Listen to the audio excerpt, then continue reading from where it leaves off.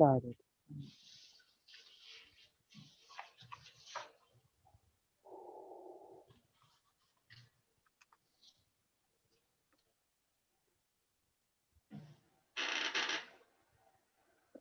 Okay, the March 17th, 2021 meeting of the Yarmouth Planning Board is about to convene. As a precautionary measure to reduce the spread of the coronavirus, this meeting will be held by remote participation. My name is Kathy Williams, and I'm the Yarmouth Town Planner and will be serving as moderator for this virtual meeting. I will now turn it over to the Planning Board. Welcome to the March 17th, 2021 Planning Board meeting. My name is Joanne Crowley and I am the chair of the Yarmouth Planning Board. I'll begin by taking a roll call to establish quorum. Brad Goodwin. Here. Liz Hartsgrove. Present. Susan Britta. You're on mute, Susan. Still on mute. Still can't hear you. Can you hear me now? Hear you now. Present. Thank you. Tom Barron. Present. Chris Vincent. Here. And Joanne Crowley here. Will Rubenstein will be joining us momentarily. With the quorum present, I'll now call the meeting to order. Pursuant to Governor Baker's March 12, 2020 order suspending certain provisions of the open meeting law, this meeting of the Yarmouth Planning Board is being conducted via remote participation. No in-person attendance will be permitted, but every effort will be made to ensure that the public can adequately access and participate in the proceedings as provided for in the order. Persons who would like to view this meeting while in progress may do so by watching via this virtual meeting or the live feed on the Town of Yarmouth YouTube channel. You may also listen to the meeting by dialing into the number provided on the meeting notice. The meeting will also be posted on the Town of Yarmouth YouTube channel for future viewing. Please be patient with us as we work to overcome any technological challenges in virtual meeting. I'd like to start the meeting. First on our agenda for this evening is a progress report on our visioning work. Our consultants, Krista Morazovic from Horsley Witten is here. And any members of the public who might be joining us now or viewing at a later date. Once again, the Planning Board would like to thank you for all of your help in putting this together. So many of you took the time to engage with us, and for that we are really quite grateful. So tonight we're going to talk about what we've learned so far. After many months of collecting information from our Yarmouth residents, our visitors, our workers, our employers, the Planning Board is pleased to present a progress report tonight. The consultant Horsley Witten has compiled this data for our review and condensed it into some major themes and/or topics. I'd like to turn the meeting over to Kathy Williams now to tee up our discussion, beginning with our consultant's presentation. Kathy? I think we'll go right to Krista Moravec so she can give her presentation. Hopefully Krista can share her screen and we can kind of go from there and have some questions afterwards. There are 5 people in the audience, just so people know. They might have some questions at the end as well if you're interested in taking public comment. Great, thank you. So let me just make sure I got my setup right. Okay, so tonight I just wanted to go over what we heard and how our organization of always takes me a minute to get my control set up. So your first round of activities for your visioning piece started with, we did a survey and we had about 380 responses.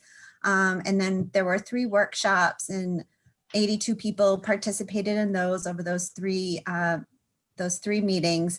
And then there was a business roundtable with the Chamber of Commerce, and you had 6 folks participate in that. So our summary includes all of the information collected from all of these events. So we combined everything together. And we could do that because we generally asked the same questions through all of those activities. What are Yarmouth's strengths and assets?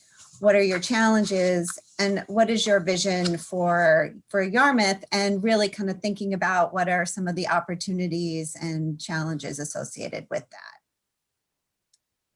And as the chair mentioned, so we organized what people said into sort of themes and or topics or categories to, as more people talked about stuff, we sort of started to organize it and really kind of try to understand community values and what were the main issues and concerns that people had.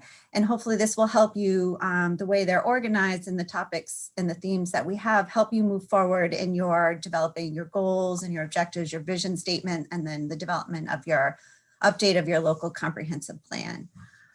So these topics, I'm going to go through each one of them, but I would like, the ones that are in green had the most responses, most input and comments on them. And as we go through, you can see, we'll continue to highlight those.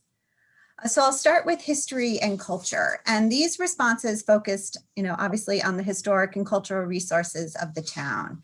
The strengths were the historic sites, the historic districts. People responded mentioning the historic character of Route 6A, the Captain's Mile, the Bass River Historic District, a lot of specific sites. The Cultural Center of Cape Cod came up quite a bit, and just the overall beauty and aesthetics of the town. The challenges that they see either today or coming in the future are really just balancing new development and redevelopment with those historic resources, the character of those areas. And when we look at our vision, people can respond to, continue that preservation effort and look to expand opportunities for artists and the artist community and build on those cultural assets. And when these responses, so recreation, focused both on public and private recreational opportunities that were available in Yarmouth. So the strengths are really just the diverse options that are available in the facilities. People mentioned local parks and playgrounds, Flax Pond, the Sandy Pond Recreation Area, and a lot of family-friendly activities. Some of the challenges, these areas are really heavily used. People mentioned overcrowding, particularly around Gray's Beach and the Bass Hole area. And not a lot of opportunities or spaces for multi-generational activities. And we kind of saw this theme, it does cut across, this issue comes across some of our other themes as well, but not having spaces for all ages to come together. So when we think about the vision, looking to expand on existing or maintain existing facilities, but also expand opportunities for all ages to come together. Natural areas, open space and conservation. So this had a lot of people talked about this, really why they love living in Yarmouth are the natural areas, particularly the water resources, the beaches, the ponds, the river, Swan Pond, Bass River, and Parker's River came up a lot. The walking and hiking and biking trails, and just the natural features that are protected and conserved in town. The challenges similar to historic resources is just the pressure from new development and redevelopment and kind of balancing those two. And there's a lot of mention of maintenance of conservation areas, so maintenance and cleanup of the town's open spaces. So thinking about the vision, just maintaining those conservation efforts and recognize the multiple benefits that they can offer residents. Social networks also came up a lot. These responses focused primarily on the town's community networks. A lot of folks mentioned local celebrations and events, the Seaside Festival, St. Patty's Day Parade, when that can happen, concerts at the beach. Quiet and safe neighborhoods was a very popular comment and that we received. And just the people of Yarmouth, just the overall sense of community that people felt here. Some of the challenges, there is a lack of young folks, young people, young families, and a lack of diversity in the community. So sort of looking forward in our vision, keeping that small town Cape feel, attracting young people and more culturally diverse people, promoting inclusiveness and being more a welcome community, and expanding events for residents and tourists. Affordability and housing. So a lot of folks were happy with the current effort to develop affordable housing, some of those opportunities that were coming around, and then also just the affordability of Yarmouth compared to other Cape towns. So, the challenges are housing costs, out of reach for a lot of young folks, seasonal workers, and people with limited or fixed incomes like seniors and veterans, and the rising cost of living. There was mention of the recent increased demand for second and seasonal homes, which has been driving up costs. So a lot of that was discussed as challenges. So looking at a vision, so more affordable housing options and identifying resources that can help residents meet some of those cost challenges, and then just a community effort to help neighbors. So age-friendly community. So these responses focused on Yarmouth as a community that is more welcoming and livable for older residents, being able to have access to needed services and support. So a lot of, the strength of the senior center, and a lot of folks really saw value in that, and it was really important. Challenges around an age-friendly community, accessibility. So they talked about public facilities and sidewalks. But also, public health needs of seniors, mentioning isolation, particularly in this last year, and those with dementia. And again, the topic again of the lack of multi-generational activities and spaces. So looking forward, support and investment in resources for seniors, and again, finding opportunities to bring all ages together. So Municipal, this really focused on the services and infrastructures and programs of the town. A lot of credit was given to many municipal departments: police, fire, recreation, the transfer station came up a lot, the libraries, a lot of good kudos about the communication between town hall and residents, particularly during the last year and the response to the pandemic. So some challenges, maintenance of buildings and facilities, making some investments in infrastructure of libraries to upgrade them, and moving forward, the waste management system. And, equally, the funds needed to do all of that work. And there were concerns that were raised over the current tax rate. And if that gets too high, it will be a challenge for older residents who do have a limited income. So recognize that dual challenge.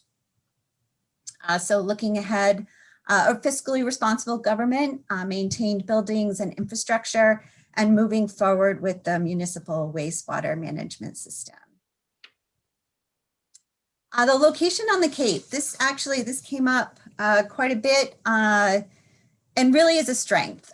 Yarmouth as being mid-Cape, having access that way and accessibility, but also to Nantucket Sound and Cape Cod Bay, and also easy access to Boston. Not really seeing any challenge in that or vision, but really building on that strength as an asset to the town and how they can use that. Land development in town center. So these were responses that focused on land development patterns and density in town. And so the strengths that we heard were there is a balance between development and open space conservation. Some of the challenges is, again, trying to balance that effort with new development and redevelopment pressure. Many talked about a lack of a town center or even a town identity. And a lot of responses focused on Route 28 and just it's being unattractive. And so looking ahead, so continue that effort to balance conservation with development. Look at a central point in town, a town green, a town center, to hold community events, sort of that building on that place where different age groups can come together and building a vibrant business corridor. Which brings us to economic development, another one of those topics that kind of overlaps, or issues that overlaps our themes here. And again, had a lot of input on this in this theme. And really the strength that folks saw were they loved the local shops and the local restaurants, a lot of family-friendly businesses. Some of the challenges are trying to attract not just tourism-focused businesses, so trying to have a more diverse economy, more year-round jobs, dining and shopping opportunities that are available year-round. And again, focusing on the redevelopment of Route 20 and the challenge of that.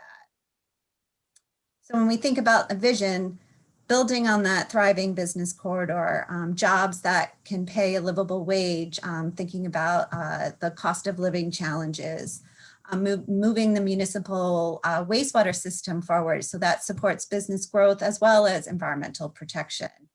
And having a solid relationship and communication between the town hall and the business community. So technology and broadband. So this, not much was mentioned as a strength, but it did come up as a challenge, and people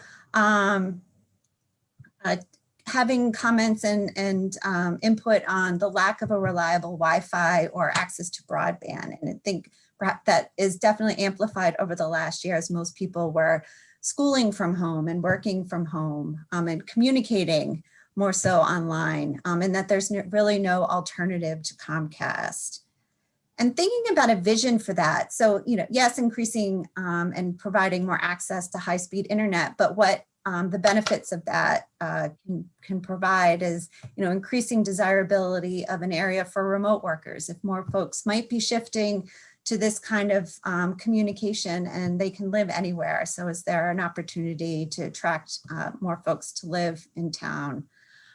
Younger folks, and then amenities that can attract and retain businesses, having that technology access. So sustainability, these responses focused on climate change and really the sustainability of the town's drinking water supply and renewable energy. So all, the strengths of that is people are happy with the steps that the town is taking towards energy efficiency and participation in the Green Communities program, happy with the development of renewable energy, particularly solar, that's a strength that they saw. So some of the challenges is the importance of protecting the town's drinking water, not only the quantity of it, but the quality of it.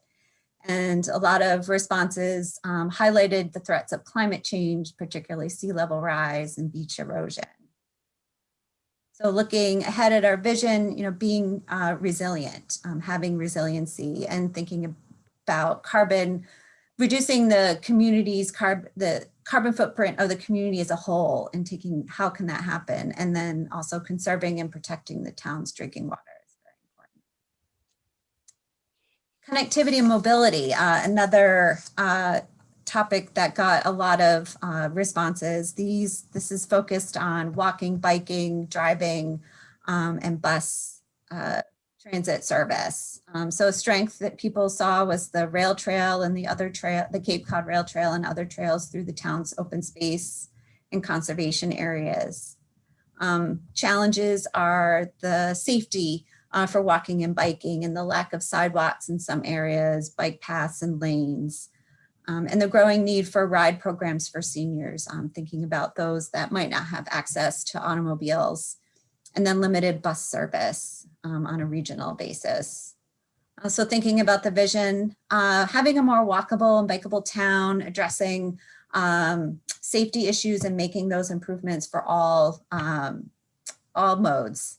And then trying to increase access to transit and bus service for all residents that will be dependent upon it. Public health.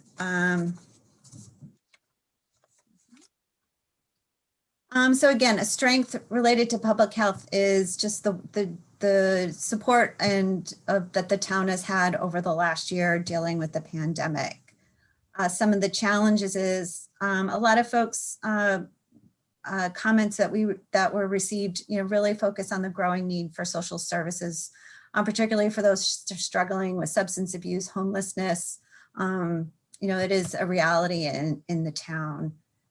So a vision looking forward around public health is just improving access to the needed services around social and mental health for those who need it, and also increasing access to medical care, either locally or working out transportation services to the regional centers that offer it. This is my last topic, so education, and this focused on the town's public schools and also other educational opportunities for residents. So there was a lot of support for the public schools and all the work that they do for students. The challenges is supporting investments in school resources and the infrastructure, particularly to raise the standards of the public school system. More families are sending their children to charter schools. And there was a lot of mention of the tensions between Yarmouth and Dennis and trying to improve that relationship.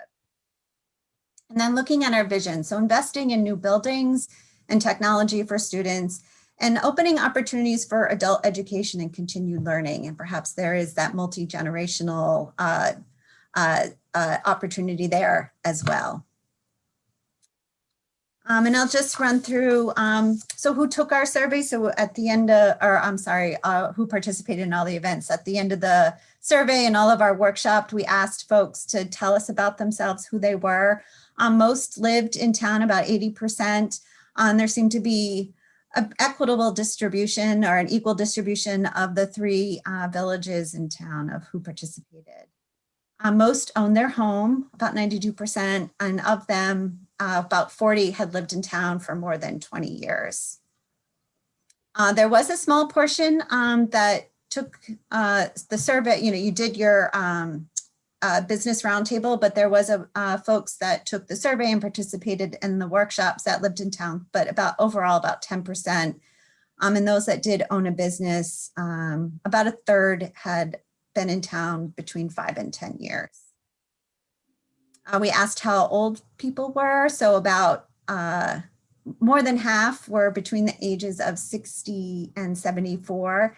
And about 17% had children of school age that lived in their house. And with that, I'm gonna stop sharing my screen so we can all see each other. So I can take questions, comments, feedback. It was a very high level overview. We did put together our summary report as well. Any questions from, I'm sorry, I just swallowed the wrong way here. Any questions from any of the panel about the report that we received or this presentation? Any questions for the consultant? This might be the last time we get a chance to talk with our consultants. Our contract is about up with this. If I have that correct, Krista, we've utilized as much of you as we can. We do appreciate all your work. Thank you for that effort, for sure. No, it was great. Yeah, this is our last assignment with you at this time. Yeah. So if we have any specific questions, I do have just a couple. I'll jump in here maybe to break the ice. What did you see you're kind of our duty experts here. What were any particular issues that you saw as you were grinding through the data in terms of the groupings that you organized, or did the data tell the story itself? Were there any real challenges for you as a consultant putting it together in that way?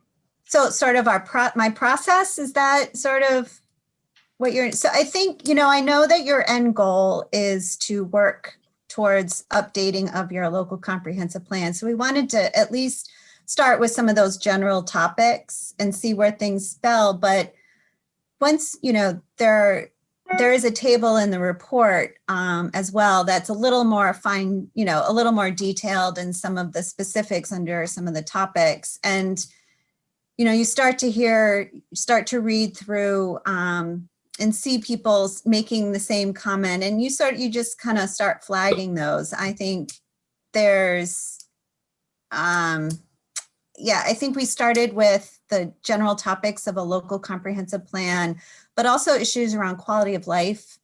Those are important.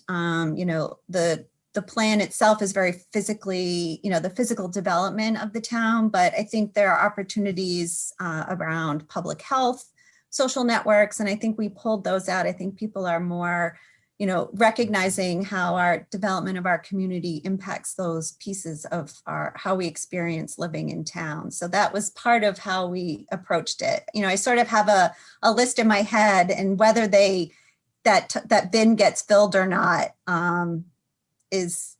it will happen, but sometimes it doesn't, and it won't appear here. But I do have sort of a list in my head, and I had participated in all of the workshops as well. So I had already heard some conversations that residents had with you guys during your small group. So I sort of had a sense of what to look for, but there's always a surprise, which is the fun part.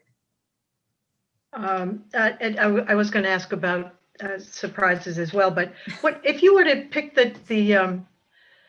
you just laid out several topics and themes. Could you pick a number one? What was the one that people were most interested in commenting on, or where we got the most interest?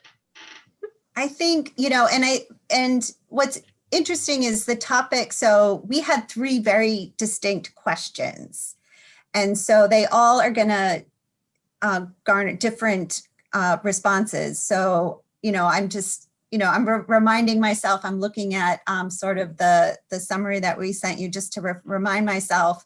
But, the strengths, so many people talked about the natural areas, the natural environment of Yarmouth. So that really, everyone talked about, going to the pond or the river or the beach. And so that really resonated, and you really heard that.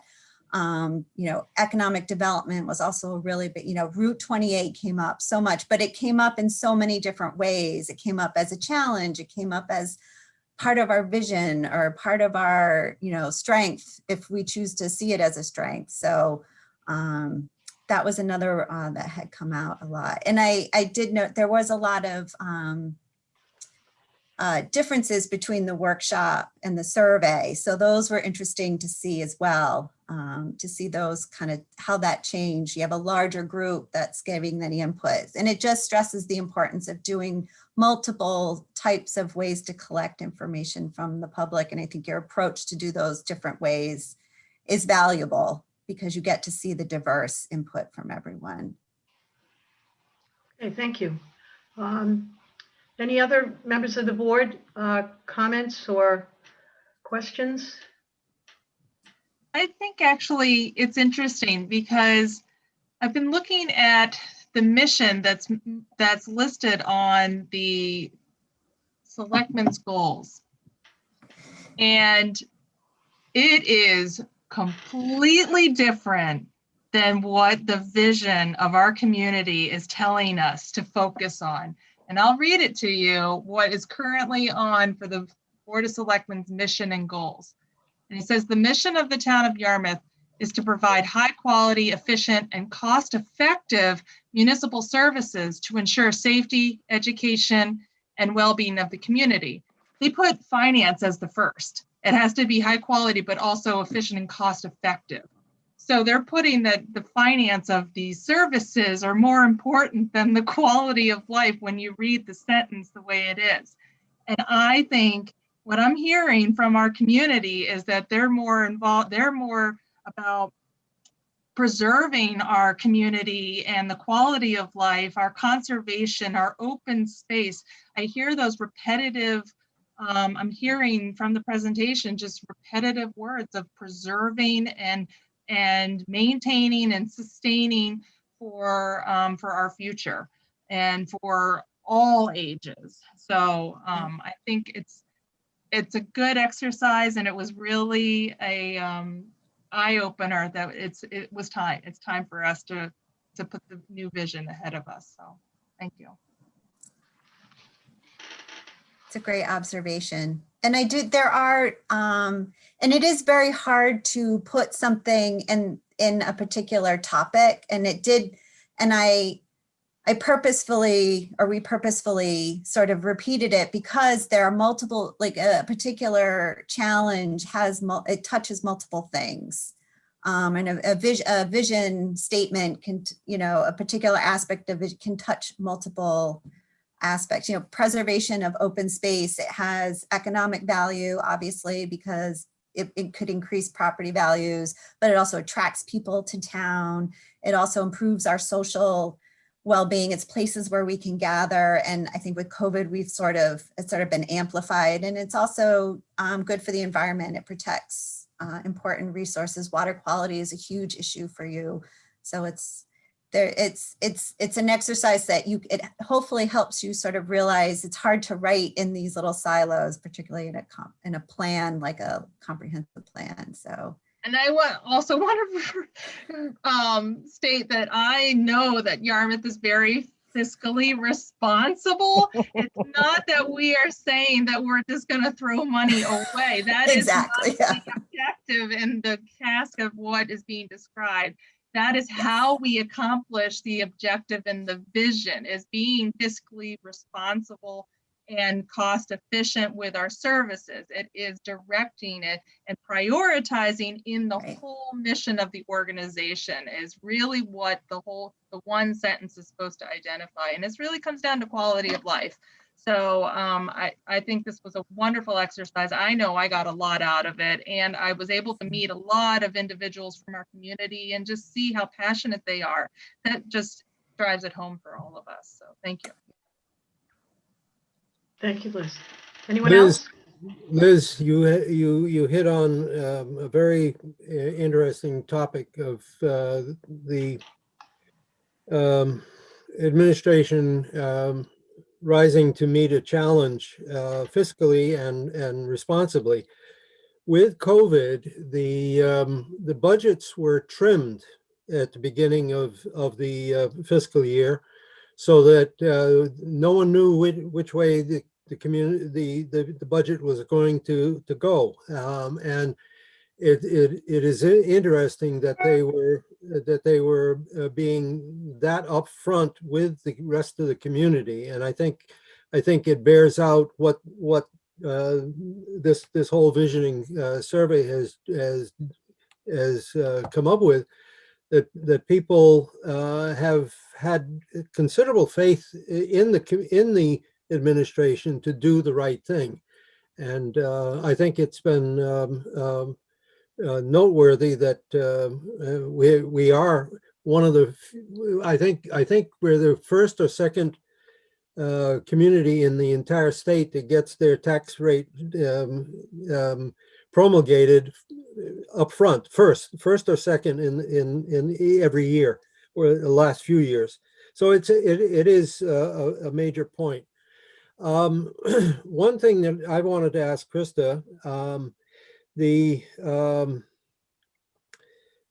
mention of a town center or a town. Yeah, what was it? Like a town green. Town green, town center, a facility there as well. What sort of emphasis would you impart to that? I'm not quite sure. Do you mean how popular was it among the responses? Yeah. It was, I mean, it came up in the public workshops, and there was some discussion about it there, and there was some, it was brought up in the survey. I'm just going to take a quick look. I think that was one thing that we, no, we didn't.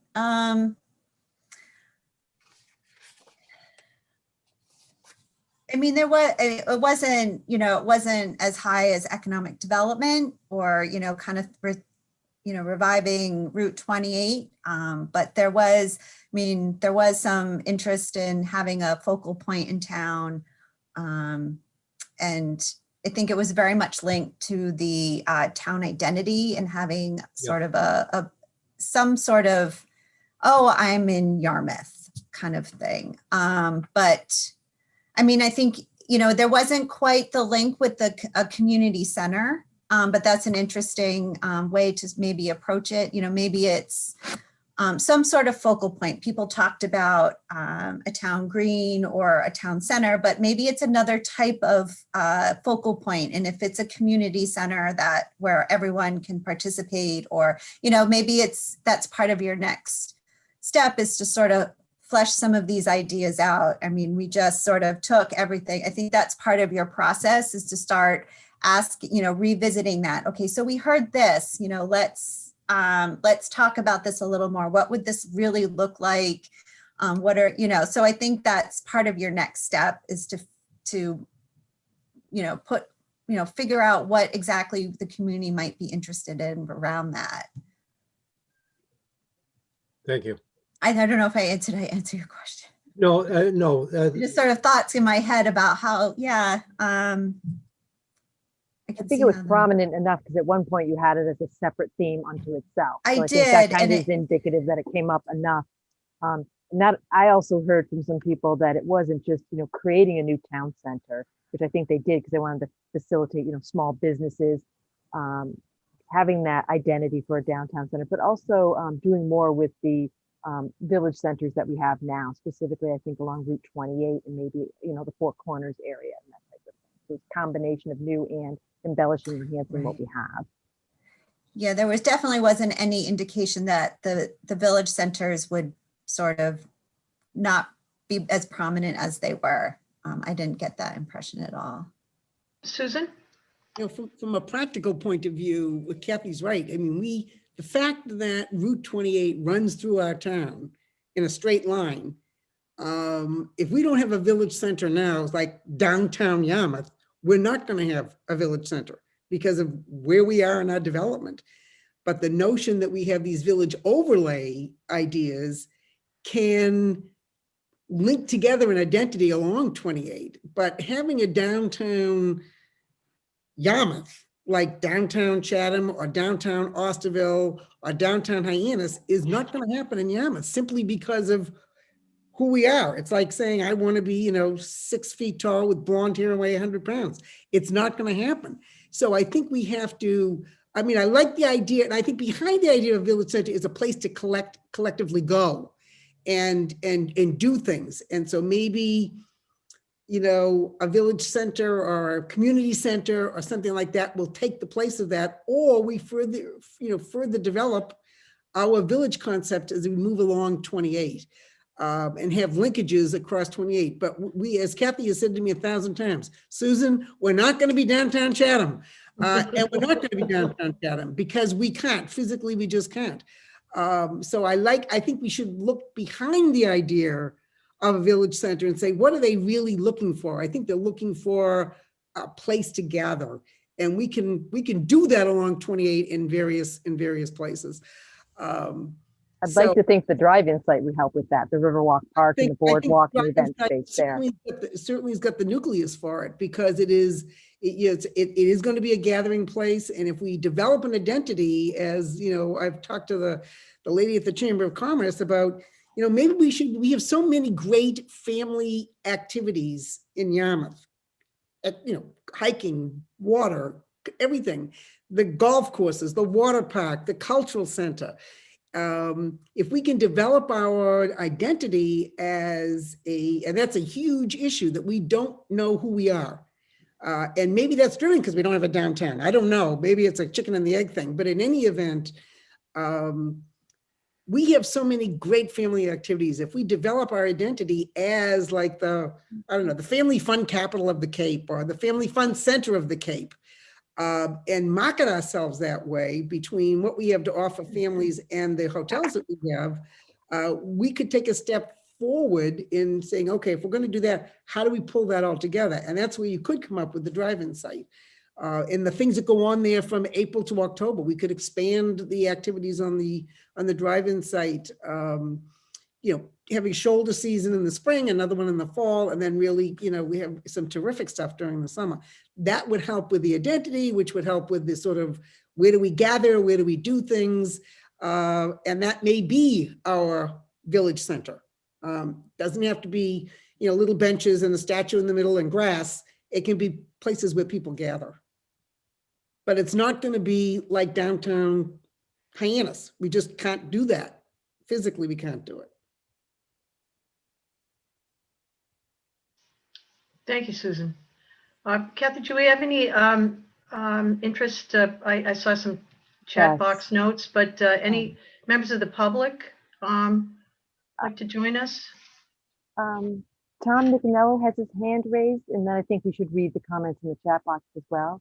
Which Okay. one would you like to do first? Why don't we can read the chat box first, I guess, if you wouldn't mind. I think we've seen it, but it would be good for others to hear it. Yeah, I think it's just to get it into the record. Sure. Just because this was the last topic from John, my opinion, the Parkers River Boardwalk is direct conflict with preserving town conservation lands. I vote for the latter. I think that's one of the reasons during development, there's going to be certain design criteria for the boardwalk with regard to height above the marshland, those types of things with regard to preserving it and making sure that there's not damage to the marshland. It was also reduced from going across the entire marsh to simply being a loop, and a lot of that is actually not within the marshland itself. The first comment was from John. I would reinforce the need to improve the ratings of the K-12 through 12 education system as a primary way of increasing the attractiveness of the town for younger families. Improvements to the education infrastructure need to be done within the current tax rate, which is already high compared to adjacent communities. Also, thank you and nice job driving the survey. And by the way, I don't have children in the Yarmouth school system. Okay. Madam Chair? Yes, Will. Hi. I wonder if maybe Kathy or Krista could help with the general demographics as we know them of the town of Yarmouth, just going into the survey. And the reason I'm asking is because, as you may not be surprised to hear, I'm focused intently on who responded to this survey and who went to the workshops. And I'm specifically fascinated by the age, gender, and race answers to those questions. And it probably is not going to come as a surprise, as I've written on my sticky notes while I was half listening, because I wanted to make sure I was prepared, that 88% of the people that participated of the 334 in the survey and the 85 in the workshops are white. And it's about a 56-36 male-female split. And there's some I prefer not to answer. Now, I know that sounds weird because 56 and 36 doesn't equal 100, but whatever. You'll have to bear with me. And then in the age part is 64% of the participants in the survey were over 60 years old, but only 43% in the workshops were. So, I don't think that that's telling us anything particularly new, but I do think it's important to try to slice these numbers another cut. And the reason I'm asking about what are the town's demos is I'm trying to get to, is Yarmouth 88% white? And is it 50%, 56% female? And is it 64% over the age of 60? Don't know. I'm just, and whether that matters is obviously up for debate. It really doesn't. The people that take the survey were never supposed to represent the demographic of Yarmouth. I think I didn't say that they were, Susan. I was just asking. You were saying, was it representative? And I think we talked about this earlier, and that was always a concern. Were we going to get enough people to give us a picture about who is in Yarmouth and who's responding? The people that take surveys are the people that are interested in the topic. And so you do get skewed results. You do get, what it is, that the 82% white or the 55% female, because they happen to be the demographic in this particular instance that was interested in taking the survey. Do I think it represents all of Yarmouth? No, I don't. But it gives you an idea of the people who took the survey are interested enough to take it. And they just happen to be old white women. You can't get around. You put a label on it. I didn't go there. I was staying a little broader. I'm saying, I don't know. The conundrum is, what can we derive from that demographic? This is what I'm. Yeah, and I agree with you totally. And I just wanted to finish one other thing, Susan, because I hear exactly what you're saying. I am just more curious as to how does this compare to what exists in the town, forgetting about who chose to respond or participate, because I agree that has so many factors that we can't control, not to mention things that we tried outside of what you would call the normal methods of trying to get people who weren't, may I say, in your words, old white women. So I do think the effort was made. I'm just trying to compare, well, who actually stepped up versus who is already here. And I would argue, that I'm guessing, where did I write this down? Hold on. That there are more than 4 people of Latin, Hispanic, or African-American descent out of 340 on ratio. And I could be wrong, but that's 0.01%. So I'm just trying to understand, like, even with all the weird factors, is this even close to what is actually true? And we don't have to answer that right now. No, and it's difficult to answer because the only way we can get there is doing things like a survey. Okay. And so you sort of perpetuate that, or you do other kinds of outreach. It's a difficult thing, but because we don't have other tools other than surveys and putting articles in the paper and running workshops and stuff like that, it's really difficult to find out what is out there. And so the fallback, quite frankly, is what we have, and trying to extrapolate from that. Do we go with that? Do you try to make decisions based on that? It's a hard thing to do. But if one of the big things that's come out of this data is that we want a more diverse and inclusive Yarmouth, and again, I know you know this, Susan. I'm not saying this because you don't know this. What I'm saying is there's a pretty big gap between what we're hearing from old white women, respectfully, as a majority, about where they think there's opportunities for improvement in our town, and the people who are participating in trying to get there, at least in this part of the process. There's also, I would argue, more opportunity, because I looked at the implementation schedule, which I hope we'll touch on tonight, Madam Chair, and if not very soon, but that we have an opportunity in June, in our next series of workshops, Susan, to kind of say, okay, we did what we did and it was great, and here we are, and now there's more opportunities to engage. So I think we're all saying the same thing, and whether now or at another meeting, it would just be nice to know, what is the town of Yarmouth as a baseline before we ask anybody a survey question. Sorry, that's not me calling Susan. That's me. It's someone calling from California. Either that or it's Bruce Murphy calling everybody, because he's calling me too. Or it's Chief Frederickson, because my phone's ringing. Usually not a good sign, but whatever. We can certainly look at some. We can certainly look at some demographic information. My gut is I don't think it's significantly way off.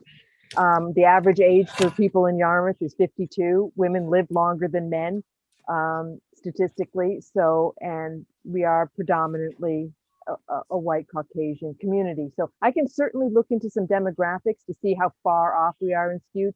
That doesn't mean when we do the publicity for the next phase that we don't do some additional efforts to try and get. And we will continue as we have, as Madam Chair has asked. I will say I did look into the age, because that was most striking. And I know the census data for 2020 is not out yet, and we don't really know when that will be out. But there is a survey that the census does every year, and they sort of do estimates. And in 2019, residents between the ages of 60 and 74 were estimated to be about a quarter of the town's population, but 60 years and older was estimated to be 41% of the population. So not too far off, and maybe a little high on the older residents, but that I also had a similar, just checking as a, just to see. But I think to your point, when you go back out, we're missing this demographic. Let's find a way to reach out to them in the next round. I mean, and that's. And as Susan said, it isn't a surprise, right, Krista, necessarily. Like, it's not It's And who are we're the people in- that take surveys, I guess is what I'm saying, is that isn't a huge surprise, but it doesn't mean the opportunity doesn't exist. And so we'll continue to, Yep. It's do a that. challenging time too. COVID has sort of put stuff, So- it's hard to not meet face to at some face. point, we have to just stop using COVID. I'm sorry, I'm just gonna say it candidly. At I'd some like to- point, Well, when we can meet in person and actually go to a meeting. that's what I meant. I mean, we have a Yeah. process that's gonna go over many months. So like, Yeah. I think it's exciting. I don't see it as a negative. I see it as an opportunity. Okay, well, I'd like to just stay on topic a little bit. Mr. Barron, Tom, you've got a question? Krista mentioned the national survey for population.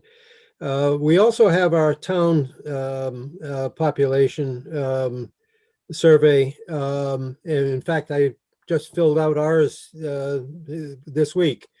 So there is local information without having to depend on the national. But I did want to comment and support what Susan was saying earlier in this way, that yeah, we probably got people to respond who are interested. And the point of our survey and the point of the visioning process is to find how we want to look to the future. And if people who responded have that interest, that's where we should pay attention, because that's the direction that is necessary for to go ahead with this whole process. Maybe Liz, maybe we should submit a suggestion to the Board of Selectmen for a new set of goals. They'll get a copy of this, I guarantee, and we're not done. We still have a long way to go. And the local comprehensive plan, once we even get to that point, is going to assist with the selectmen identifying the goals and realigning whatever they need to do, as well as helping the town administrator figure out where the alignment is. So I've sat in the last couple of years before COVID. I've sat in and listened to the discussions by the selectmen of their goals, and they tend to wander all over the place in developing them, and they finally come down with shall we say a safe set that they can all support. It's consensus, not true vision, what we're trying to aim at here. this is just a tool for them to make sure that they're aligned appropriately for the future. And that's how we are for planners, in the planning board, and making sure that any zoning changes that come up are actually aligned with what we're hearing from our community, directly from our community. So I think it's going to help Kathy align, and community development, all types of board members, all types of employees. So this is not just a frivolous little exercise of our, that we have nothing to do. So this is going to be shaping our future for the next 10 to 20 years. That's our hope, right? Absolutely. Right. Yeah. Absolutely. Yeah, that's going to be our focus. Excellent comments. Anyone else, or anyone you said Mr. Nicanello, I think, was Tom out there? I just wanted to confirm for John, who asked whether the survey was open to everyone, and it was open to everyone. Yeah, I saw And that. Andrew Kraus commented that the US Census.gov said Yarmouth is 54.9% female. So, and I'm going to allow Tom to talk. Hi, Tom. Yes, good evening. I'm going to push away my green potato chips and wish you all a St. Patrick's Day blessing. I'd just like to, Ms. Chair, through you to the consultant, Krista, talk a little bit about the age as what Will was talking about, but not really on the race, because it's, we're all human. So let's talk about the maybe you can remind me of what you said about the difference between the seniors and non-seniors. It sounded like, from what I heard, they wanted to kind of like unite and have an area to, work together and socialize and become one community. So when we have a Yarmouth Senior Center, does that kind of like put it out and not really helping us in uniting the age groups? Or do you feel that maybe having a community center would actually work in what the responses that you got? So with that, I'll let you talk about it. Thank you all very much. Thank you, Tom. So based on the responses that we received, there was interest in having a place where multiple generations could come together, a community center. Some mentioned a swimming pool, indoor swimming pool. So there was looking for opportunities, whether it's a public facility or even a private business or recreational area. Nobody said they didn't want the senior center anymore. There wasn't something, no one specifically said that, but I think that's the conversation that you have. What is, you mentioned that there's a lot of detail. If you look at the specific responses, there's a lot of detail that people provide on their ideas of what those are. They're not, we'd have a very long report if we pulled out a lot of those, but that's, why we have all the attachments, is to say, okay, let's see what people specifically were saying about a community center on what, I don't recall anyone saying they wanted to get rid of the senior center, but just having another opportunity for that. But I think that gets into the details of how you use this information. There's a lot of nuggets there. There's a lot of valuable information that you can use and sort of test ideas and sort of go back to the community at large and say, okay, we heard this. Do you agree? Yeah. And there's a lot of information here, and maybe not everything kind of makes it over the finish line either. I think that's part of your process too, is sort of, let's focus on the priorities and where there is agreement. I'm not going to use the word consensus, but there is sort of a collective saying, yes, let's move this forward. How do you want to wait? Oh, I'll wait, yeah. Okay. You can eat all of that. Sorry. So one thing I did notice when I was looking through the comments was a lot of people said there wasn't enough things for teenagers to do, which I thought was interesting. You said teenagers, always Kathy? Teenagers, yeah. Yeah. Okay. Any other comments or questions for Krista at this point? Krista, thank you again. You and your team at Horsley Witten, we really appreciate your work and the time spent with us. Thank you so much. We really appreciate it. Thank you. I had a great time. You guys are wonderful, and your participation in all the meetings. I thought that was fantastic. Not every planning board will do that. So I commend you all for taking that initiative, and I think it was great. You got to hear what folks had to say, and yeah, I really enjoyed my time with you all. Thank you. Well, thank you again for your effort. We appreciate it. Thanks. And you've given us a lot to think about, for sure.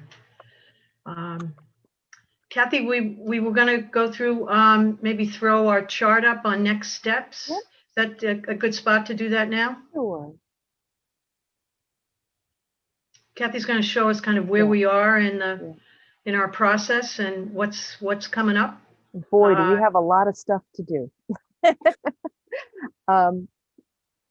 I think you can kind of see we've gotten, we actually have gotten a lot of work accomplished. And I think having the themes and the summaries from Horsley Witten is very, very helpful. I think now maybe taking that information and seeing how it might coalesce into certain ways of identifying the vision statement for us. I mean, I think there are a lot of things about, general tolerance, community that's welcoming and tolerant and diverse, things like preservation, community that preserves its historic and water resources. So there's a lot of, I think, really good, easy things that can come out of the information we have for a vision statement. And I think also then taking some of those things and then kind of turning it around and trying to come up with our ideas of our goals. And then some of the things that we heard, as Krista was saying, what did we hear? with regard to where we want to move forward. Obviously, one of them was for a community center. Is that how you meant it? Or were you looking more for a gathering place? I think if we have some general ideas with regard to that, then that's something that we can come up with some type of survey that would then go out. But I think we need to collectively, as a group, kind of come up with a fleshing out a little bit more of the vision statement, and then maybe a little bit of the ideas that might go into the vision plan for our next meeting. And then that's certainly something I'd be more than happy to take a stab at, and we can talk at our next meeting. We're fortunate that we have 3 weeks between now and our next meeting. We get an extra Wednesday in there, which I very much appreciate. And then we can kind of see, you know, is that where you guys were thinking we were going to go with this, or were you guys thinking going in a little bit different direction? But I'm very pleased with the amount of data that we got. I think a lot of the themes might be maybe slightly reworded, or the title might be something different.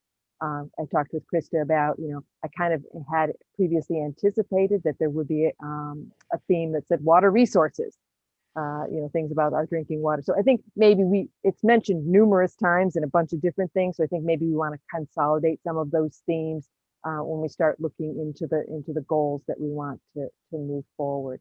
But we don't have a lot of time, and we're really going to be doing most of that, I think, in April and May, in preparation for having some surveys. And I think we're only looking at having the 2 workshops. Maybe we want to have more in June. So there's a lot of work that's going to need to be done. And we probably should start thinking about, you know, some dates and times for those workshops. I would still anticipate that they would be virtual at this point.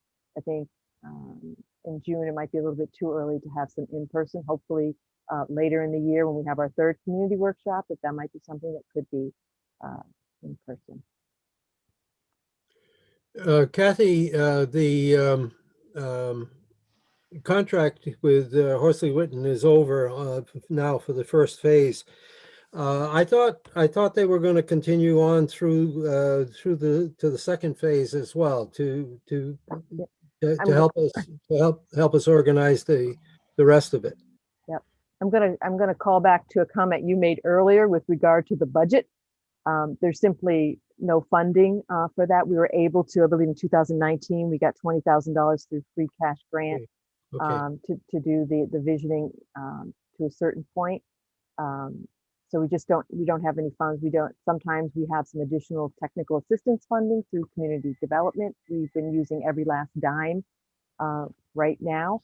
I think maybe, I think this might end up having to be a staff and a planning board effort to get us a little bit further. I think the heaviest lift was just taking all of that. And I read through all of it, and I pity Krista and her crew having to read through all of that, and probably many, many times, not just once. I was reading it more to make sure that all the themes had been caught versus actually trying to develop the themes and the ideas.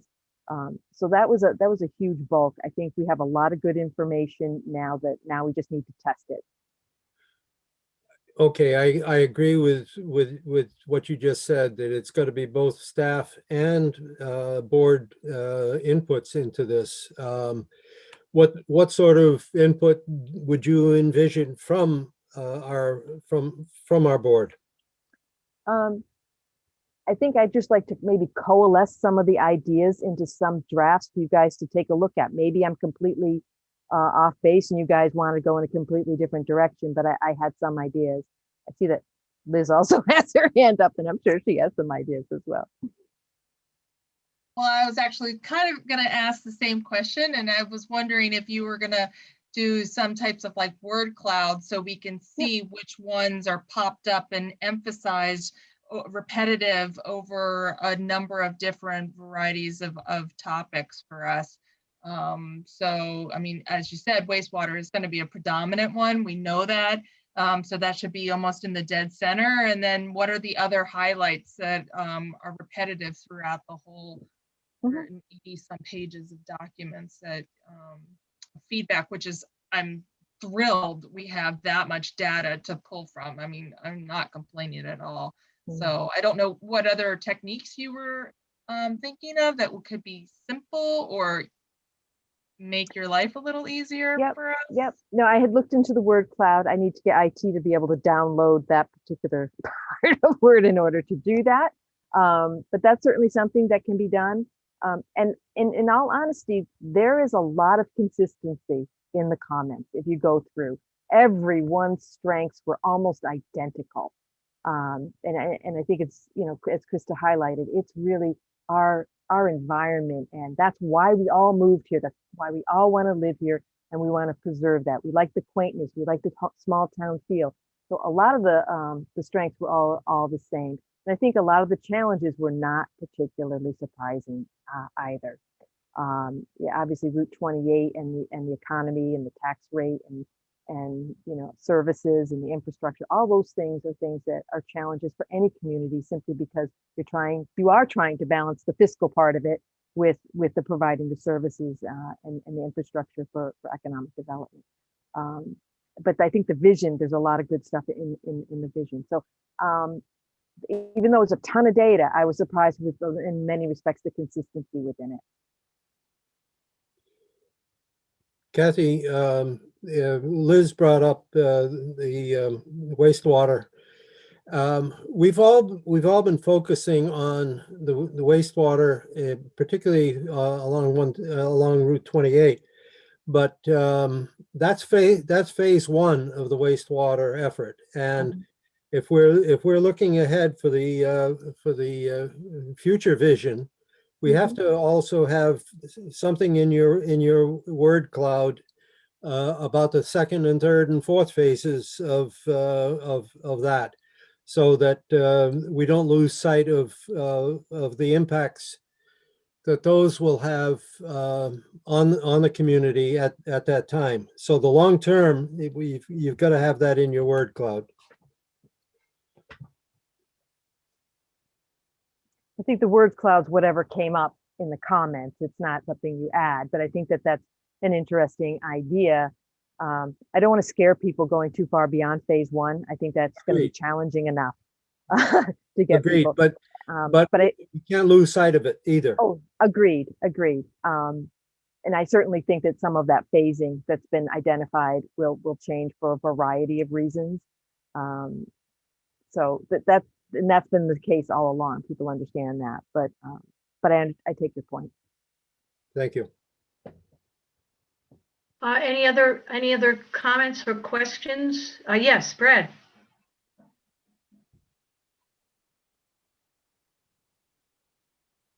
There we go. Just a dumb question through you to Kathy. Would you give us directions when we get to this point on how to phrase this correctly? Everybody has a wish list, but wish list comes with costs. So when we're doing this document, do you want us to keep the rose-colored glasses on, or do we want to be pragmatic?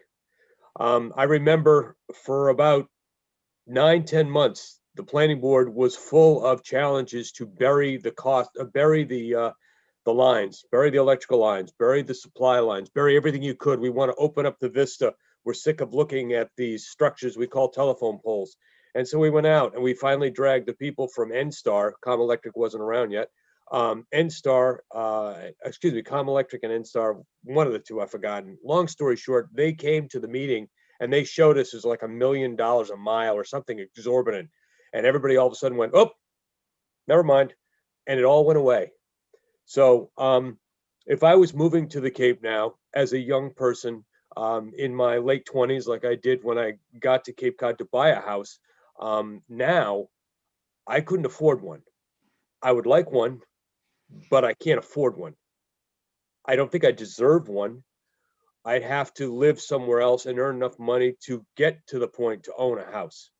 So the last thing that hit me with our survey was everybody wants to keep a small town feel, but we want more housing. So we're going to have to balance that. So when you're giving us directions on how to bring to you our ideas and put it into words and forward documents to you, like this is how we're going, please let us know if we should keep our eyes on the truth or our eyes on the rose color. And I'll be happy to follow whatever direction you want. And the chairman. I guess to a certain extent, it's how you phrase the questions to the community. It's not just, do you want a community center, but do you want a community center and would you be willing to fund it?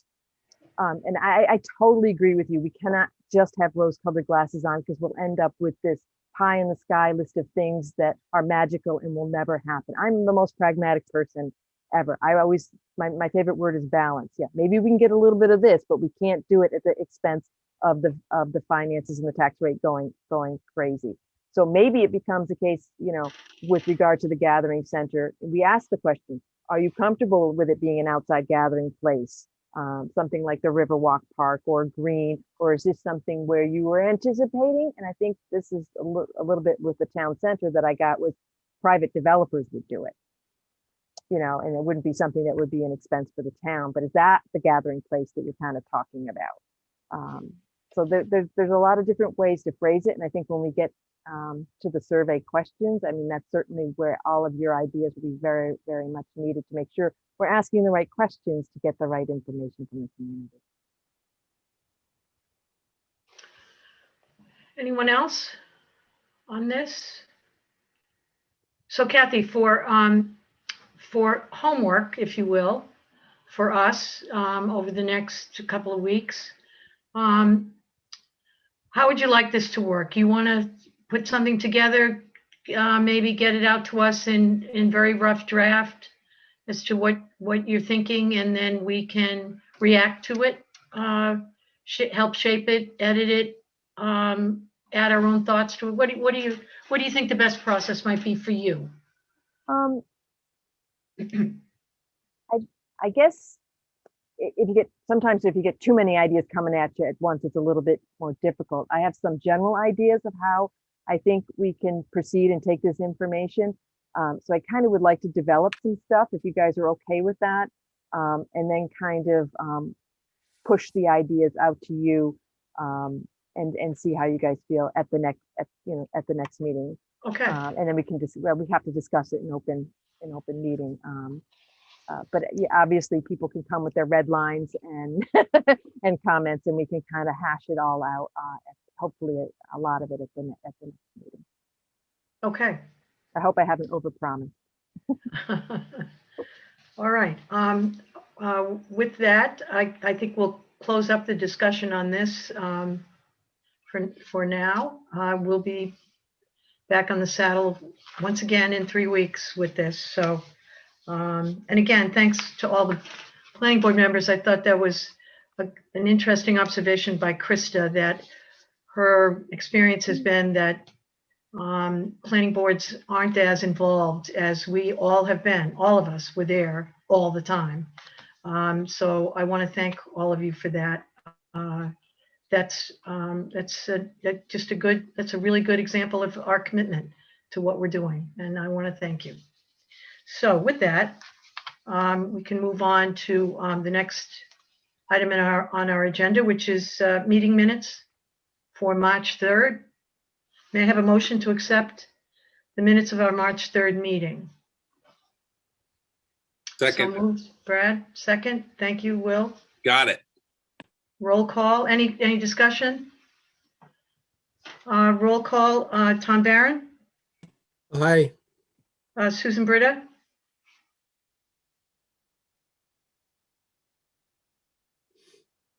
Brad Goodwin. I Susan approve. said aye, everybody.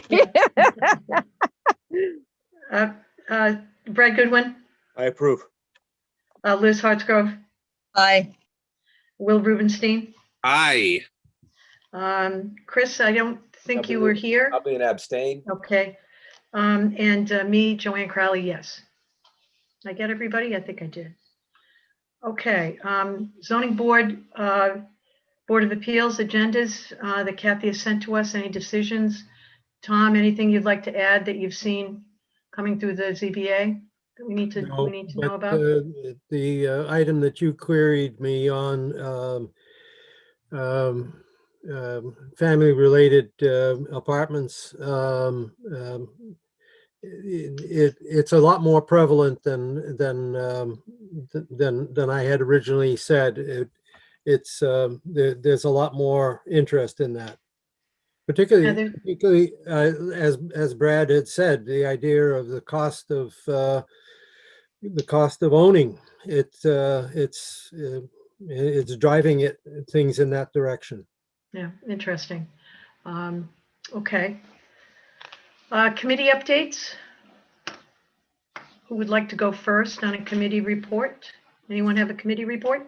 Yes, Will. Well, I guess it's officially unofficial, but I am your school building committee reporter since I am on it. It's not a planning board appointment, but it is important. No, it's an important committee. And it's got an important meeting coming up on Monday.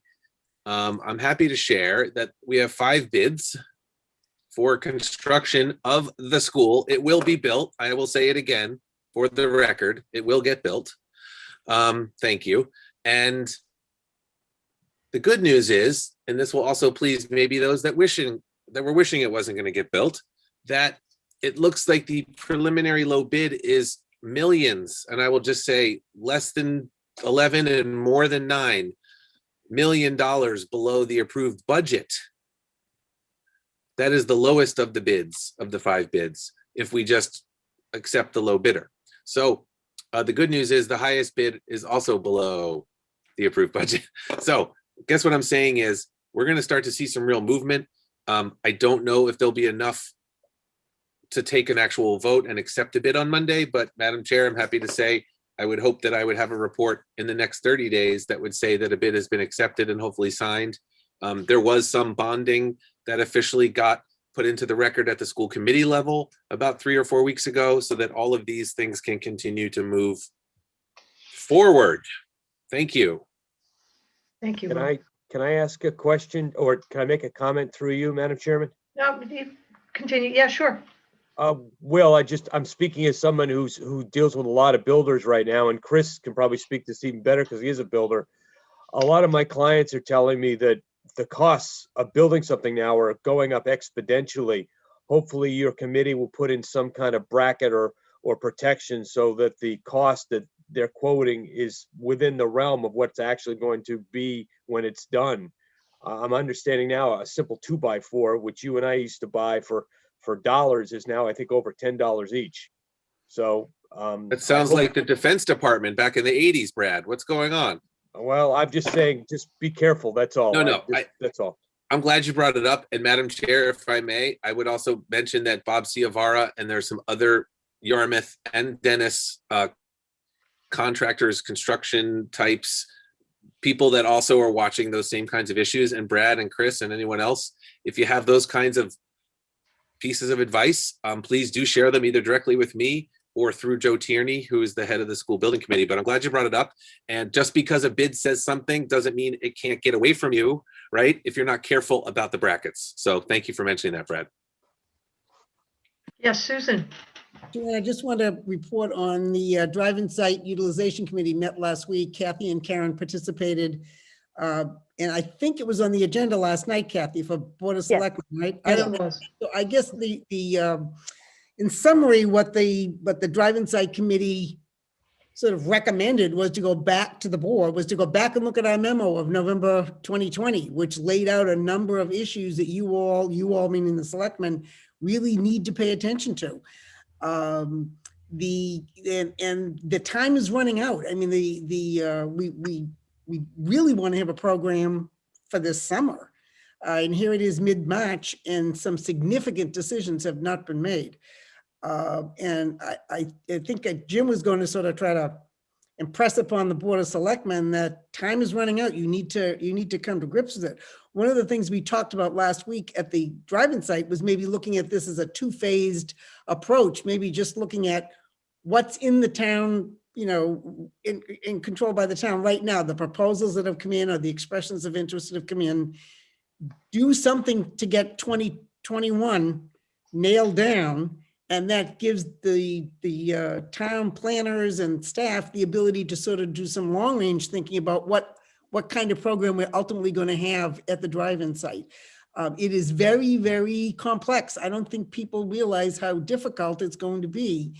And so to sort of try to ease the pressure, okay, let's look at what we have for 2021 right now. Is there enough competition there? Is there enough variation there that someone could evaluate that? And let's put something together for 2021. In the meantime, the selectmen really need to come to grips with what do they want to have there long-term. So, and one of the suggestions, and I sent in a statement, I don't know if it was read, but one of the suggestions that was maybe go to the Chamber of Commerce. If we don't have, and certainly Kathy and Karen, they're so overwhelmed now, they can't be doing event planning evaluation, but use someone that the Chamber of Commerce might have under contract already to help, help look at what they have right now, evaluate it, come back to Kathy and Karen, and through them go to the board to sort of like tee up what we have right now to get 2021 organized. Because right now we have nothing, and it's the middle of March. Yeah, Kath. Or did discuss it quite a bit last night. And I think they're actually going to go, they wanted to have full transparency. So they did want to go out with something so that it would be out for a little bit to the general public and defining those parameters. Right.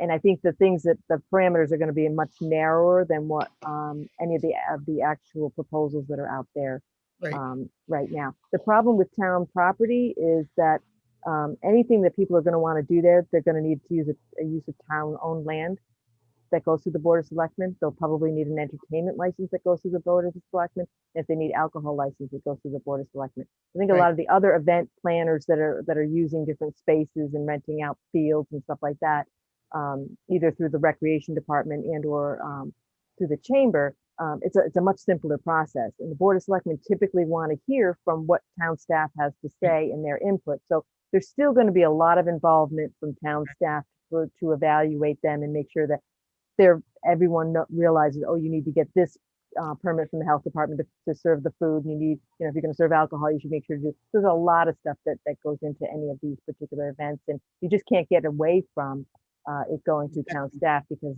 they're doing the permitting and the recommendations and comments to the Board of Selectmen. Right. No, I totally agree. And that's what we talked about last week. And I think what we all came to realize last week was, wow, it's the middle of March. If we were really on top of our game, we would be signing documents now that would allow, some sort of event group to get their resources together and get their generators online and get their talent together. And the drive-in site committee's done about as much as they can in terms of identifying issues that the selectmen have to come to grips with. Alcohol is a big one. Do we want it? Do we don't want it? Do we really want to be having people drinking on public property? I don't know. I mean, I don't know what the ultimate answer is, but that's a big topic and no one's talking about it. So I think they're going to look at that. I think they're going to look at all those things on a case-by-case basis once they get the proposal. Right. Kyle did mention that he has been doing this for other events, and he offered to do some of the coordination to help with that. Okay. Yes, Tom. Water Resources, next meeting is next Monday also. I don't have an agenda in front of me, but that has been happening on a monthly basis. I'll have more to report the next time around. Okay. Tom, it's the 29th, just so you know, the RAC is meeting on the 29th. Say again, Kathy, I couldn't hear you. I'm sorry, the meeting's on the 29th, not next Monday. Okay, I had it originally scheduled as of the 22nd. Okay, my error. I think you're right. It had originally been the 20th. Thank you. Any other committee reports? Will, I have a favor to ask of you on Capital Budget Committee. One of the documents that we used to have access to was around this time of year, the town would have to put together their listing of free cash. Those projects that haven't necessarily been budgeted, that the town, through the administrator, will find a way to fund with whatever leftover cash there might be in the town. And there usually is leftover cash. They find that town meeting appropriations weren't fully used, and they can close that account and they can move. It's a financial thing. But anyway, Sandy Fife is pretty familiar with this. And that free cash listing is a very interesting list. In fact, some of the money for our work on visioning was on the free cash list last year, and it got moved away. So we as a planning board may be able to influence what's on that free cash list if we know what it is. And typically they have to go to capital budget to review that, because frequently, if it's over $10,000 and lasts more than 5 years, it hits the target of being capital. So I'm not sure if you've seen any of that yet, or if that's come before Capital Budget Committee. But if you could take a gander with Sandy Fife on where that might be for the town, that would be helpful. I would be happy to. And just before Liz, I just wanted to mention one thing, which is, I know that the term is thrown around at every single meeting, free cash. But in terms of an actual accounting or a list of what constitutes that number, which is what I hear you asking for, I have not seen that. And I'm not saying it doesn't exist, because clearly you've been on the Capital Budget Committee. It exists. But I'm saying that I will get my hands on it and legally do whatever I'm allowed to do with it. Well, you have to report back to the planning board. Then it must be officially reported, Madam Chair. There we go. Okay. Thank you. Got it. Kathy, let me know if I'm going to get anybody in trouble here. I don't think I am. There's only one person who's getting in trouble at this point. No. I'm not sure on what the certified free cash is and when it's been certified. I did make an inquiry recently, like maybe a few weeks ago, about potentially having some, if we're going to finish up with visioning, maybe getting some local comprehensive plan money. And the answer was, oh, that's a good question. I don't know where free cash stands because I haven't seen anything. So I don't know what's available either. I would love to see that, Will. I know. But somewhere in this tortuous route, it should flow through capital budget for a look-see. Yes, Liz. I think we should take advantage of writing a letter of support for the new town administrator who's coming in next month, and making it known to him that this is a need for the longevity of his work and where he's going to be guiding and supporting our community. So I think we should be crafting a letter, or maybe, I don't know if it's out of turn to even invite him, so we can be introduced to him at a meeting that he's available, so then we can give him a little snapshot of what we're working on and the importance of it. So we can support Kathy and say that we're backing her, and we understand that, you know, she's one person and we're asking a lot, and we don't have a consultant. We don't have a lush budget like other communities who put together a local comprehensive plan or a visioning. So I think it's I think it would be in our best interest to invite him and welcome him as part of our team. Good idea. I like it. Reaction from other members? I'd endorse that. Yeah. Unofficial second.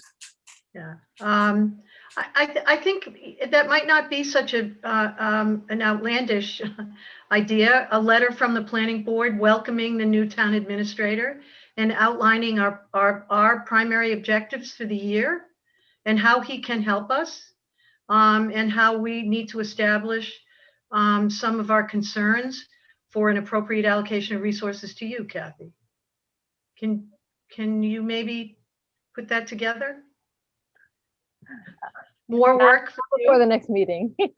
Sorry. I'll help you craft it. If you throw something together, I'm sure the two of us can, and Liz as well. We could map something out that will be a nice welcome wagon for the new town administrator, and to invite him to a meeting. I think that's an excellent idea, Liz. Thank you. I'll be happy to write it as well, but I would write it just as saying, basically, congratulations, welcome to the town, and not hit him up for money right away. How about just hi, welcome, and if you'd ever like to join us, ease into it. There you go. You know, let's not, hit the poor guy over the head. We're the government. We're here to help. No, I hear you. I didn't mean quite to be that strident about, hey, and we want another $100 grand for the local comprehensive plan. I guess we could get to that at some point, but Kathy will make it a nice letter, and we'll make sure we run it by you, since, you're our pitch man here and you have the most experience. So we No, appreciate that, I Brad. think it's a nice idea. I wish other planning boards had done it. So that's a very good Yeah, idea. it's a great idea, Liz. Thank you. Very Thank good you so idea. much. And any one of us can help You write will it, be the Kath. conscience. You will be the conscience of this Right. planning board for sure. Just real Thank quick. you. Any other committee reports? I have one quick one from Community and Economic Development. We met on March 11th, and we received a presentation from the Energy Committee on various proposals that they're working out with the public for insulation and energy conservation. It was quite a comprehensive presentation. And we also went over the CEDC goals. As a committee, we have goals, and we are fine tuning them and making them be more project specific for the year, and not having them be so generally stated. As soon as we have finished that up, I'd like to share it with this group at some point. That might be ready at our next meeting. I think that's. Madam Chair, may I ask a quick question of Liz? Because I might have missed this, but was there a resolution of the splash pad? Because I know that came up a few weeks ago. Is it still in the works? Ask you a question, but if my memory serves correct, they're doing a little bit more of a deeper dive into the Recreation Committee. I think is going to be doing Okay. a survey to see what the priorities of the community are for obtaining a CPC application and funding before the town meeting for the fall, I believe. Okay, so it's not a May or April of 2021. Okay. It's not a complete application as of right now before CPC, but yeah, it needs. Thank you for the reminder. Yeah. Thank you, Madam Chair. You're welcome. Next up are board member items outside of committee work. Again, I'd just like to do one quick reminder. When we get correspondence, please be careful about reply to all. I probably will just keep saying this at every meeting so that I don't get myself in trouble, because I'm the worst offender sometimes. So please, no use of reply to all. Second thing is, Kathy had sent out to us the Community Development Block Grant Survey. I would encourage all of you to complete it. It doesn't take that long, and it's an annual requirement. I believe, Kathy, is part of that grant that we receive. The town is required to do it. So whatever input you might have and want on that, where the distribution of funds are allocated, would be good. I'm going to try and get the survey results from Mary Wagon when it's done, because it does ask a lot of questions that would be helpful to us as well. Okay. Any other board member items? Okay. Staff updates, Kathy?